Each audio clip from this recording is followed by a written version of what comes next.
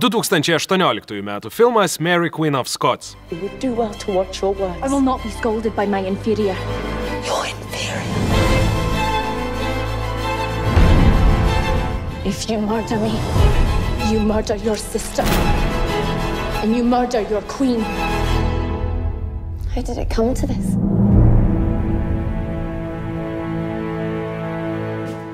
Šiame filme Margot Robbie vaidina Ronaldą McDonaldą, atsiprašau, Anglijos karalienę Elžbietą. Ji kaip ir iki šiol yra žinoma kaip ryški personažų aktorė ir beveik su visais jais susitvarkydavo tikrai neblogai, gal išskyrus... Harley Quinn, nice to meet you. Love your perfume. What is that? The stench of death? Saoirse Ronan. Čia vaidino Škotijos karalienė Marija, kuri, kaip žinoma istorijoje, siekė suvienyti Škotijos ir Anglijos karalystės. Ši aktorė paskutiniu metu pradėjo kelti savo markę su tokiais filmais kaip Lady Bird, ir žinoma šiuo. Ir čia visą filmą įkalbėjo tikrai įtikinamu tokiu škotišku, pseudo-airišku akcentu.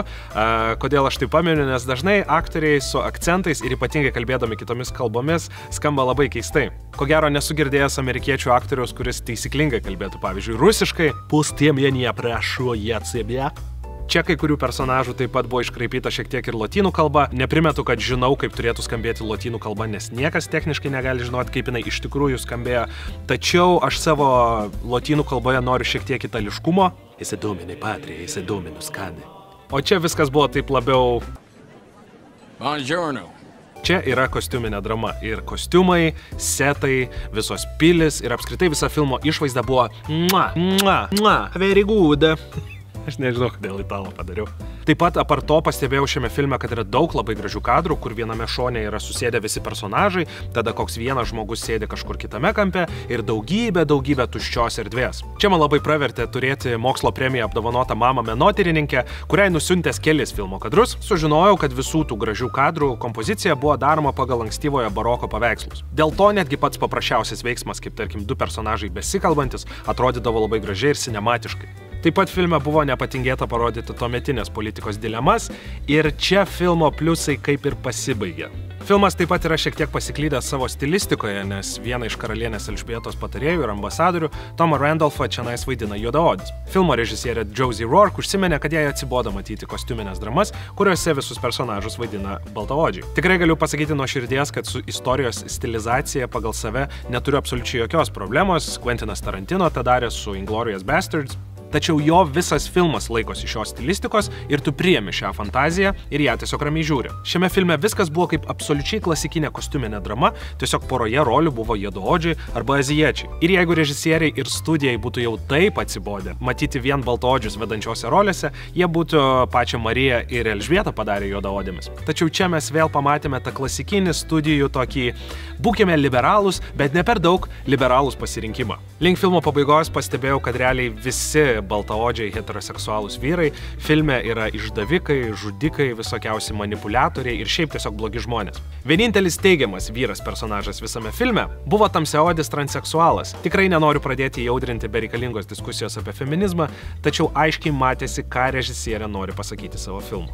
Taip aš suprantu, kad tai yra tik filmas ir iš jo išėjęs aš toliau gyvensiu savo gyvenimą, tačiau kaip kritikas aš galiu pasakyti, kad tai griovė viso filmo istorijos balansą. Jau milijoną kartų esu minėjęs ir pasikartosiu dar kartą. Tikrai ne man yra aiškinti, kas turėtų įkvėpti mergaites ir moteris kine ir negalėdamas fiziškai pažvelgti per moterišką prizmę, aš galiu viską žiūrėti per istorijos struktūrą. Siekdamas, kad su mano moterimis personažėmis būtų įmanoma susitapatinti, aš prieš jas statyčiau tikro gyvenimo sunkumus, kuriuos garantuotai ir patyrė tikrosios istorinės asmenybės. Net nebejoju, kad abiejoms tuometinėms karalienėms reikėjo tiesiog kalnus nuversti, norint parodyti, kad jos yra daugiau negu vien jų lytis tuometiniai visuomeniai.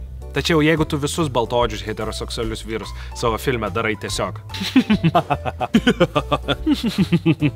Tu personažės darai Jėzumi ir jos ima tiesiog žaisti lengvuoju režimu. Nes tu žiūrovai tiesiog pasakai, vat jie tai blogi, o jos va tai geros. Tai yra filmas, kuris dėl laikotarpio ir kostiumų labai patiks jūsų istorijos mokytojai ir galėsite čia atsivesti visą savo klasę, bei bus garantuotai išgirtas dėl savo vaidybos. Deja, visi šie elementai susideda į 6 kraujomaišos vaikus iš 10, nes tokias, mano nuomonė, atskiria OK filmą nuo tikrai puikaus. Tai yra balansuota istorija, įdomus siužetas ir susitapatinama personažai.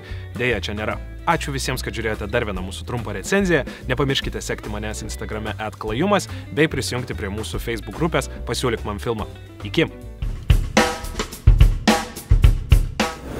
Bet kaip ir aiškus sakinys, ką ten pasakiau, ne? Štai ir gerai viskas.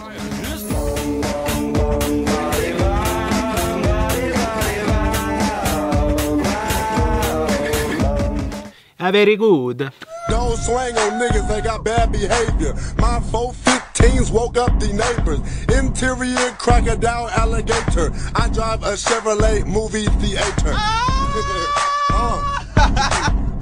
You already know what it is. Street Stars Radio, world famous pretty boy Floyd Chip the Ripper.